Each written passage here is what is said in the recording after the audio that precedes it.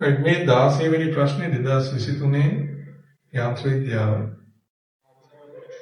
ඒකේ M ස්කන්ධයට දෙගුණයක මේ simple M ස්කන්ධයේ ප්‍රවේගය capital M ගේ වගේ දෙගුණයක් කියලා කියනවා.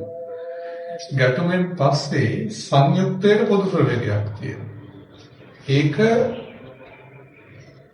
කැපිටල් M ට පෙර තිබූ ප්‍රවේගය වගේ 120කින් වැඩි වෙනවා.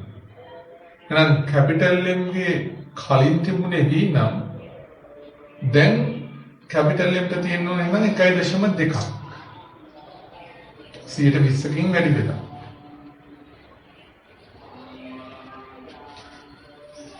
දැන් පොදු ප්‍රවේගයක් නිසා එනම් පද්ධතියේ තියෙන සංයුක්ත ස්කන්ධය. එහෙනම් ගම්මිතා සංස්කෘතිය ප්‍රමුඛ බාහිර බල නැති හින්දා පෙර ඉදිරි දිශාවේ ගම්මිතාව සිම්පල් M වාරයක් 2යි. ධන කැපිටල් M වාරයක් V සමාන වෙන්න ඕනේ. පසු ඉදිරි දිශාවේ ගම්මිතාවට මුළු ස්කන්ධය සිම්පල් M ධන කැපිටල් M පොදු ප්‍රවේගය 1.2යි.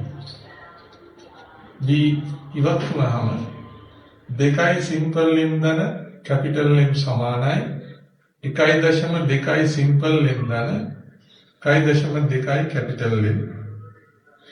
එතකොට කැපිටල් M දකුණු පැත්තට ගියාම 0.2යි කැපිටල් M වෙනවා.